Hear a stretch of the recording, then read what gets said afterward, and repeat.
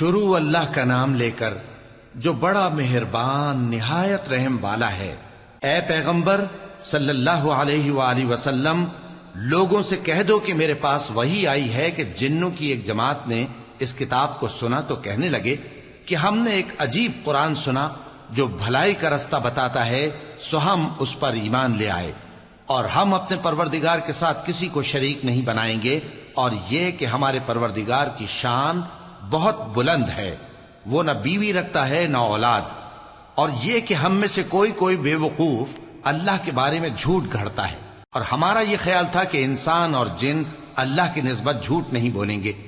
اور یہ کہ بعض بنی آدم بعض جنات کی پناہ لیا کرتے تھے تو اس سے ان کی سرکشی اور بڑھ گئی تھی،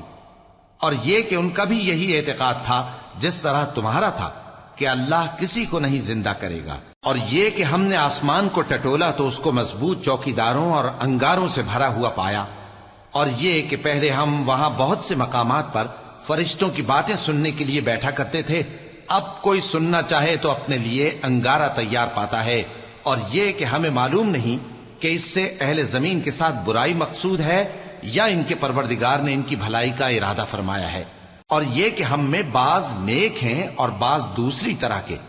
ہمارے کئی طرح کے مذہب ہیں، اور یہ کہ ہم نے سمجھ لیا ہے کہ ہم زمین میں خواہ کہیں ہوں اللہ کو ہرا نہیں سکتے اور نہ بھاگ کر اس کو تھکا سکتے ہیں، اور جب ہم نے ہدایت کی کتاب سنی اس پر ایمان لے آئے، سو جو شخص اپنے پروردگار پر ایمان لاتا ہے تو اس کو نہ نقصان کا خوف ہے نہ کسی طرح کے ظلم کا،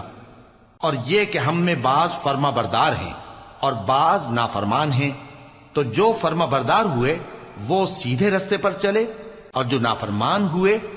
وہ دوزخ کا ایندھن بنے۔ اور اے پیغمبر صلی اللہ علیہ وآلہ وسلم،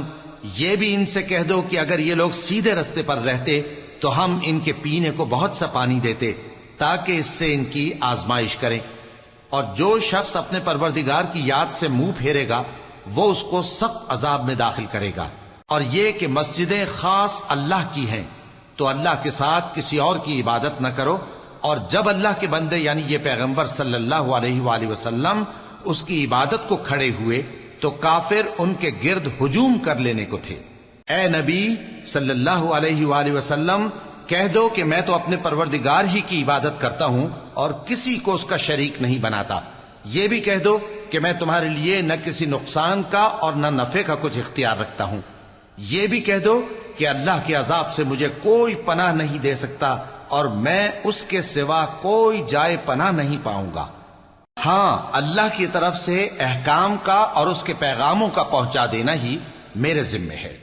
اور جو شخص اللہ اور اس کے پیغمبر کی نافرمانی کرے گا تو ایسوں کے لیے جہنم کی آگ ہے، وہ ہمیشہ ہمیشہ اس میں رہیں گے، یہاں تک کہ جب یہ لوگ وہ دن دیکھ لیں گے جس کا ان سے وعدہ کیا جاتا ہے، تب ان کو معلوم ہو جائے گا کہ مددگار کس کے کمزور ہیں اور شمار کن کا تھوڑا ہے۔ کہہ دو کہ جس دن کا تم سے وعدہ کیا جاتا ہے میں نہیں جانتا کہ وہ عنقریب آنے والا ہے یا میرے پروردگار نے اس کی مدت دراز کر دی ہے، وہی غیب کا جاننے والا ہے، سو کسی پر اپنے غیب کو ظاہر نہیں کرتا، ہاں جس پیغمبر کو پسند فرمائے اور اس کو غیب کی باتیں بتا دے تو اس کے آگے اور پیچھے نگہبان مقرر کر دیتا ہے تاکہ معلوم فرمائے کہ انہوں نے اپنے پروردگار کے پیغام پہنچا دیے ہیں، اور یوں تو اس نے ان کی سب چیزوں کا ہر طرف سے احاطہ کر رکھا ہے اور ایک ایک چیز گن رکھی ہے۔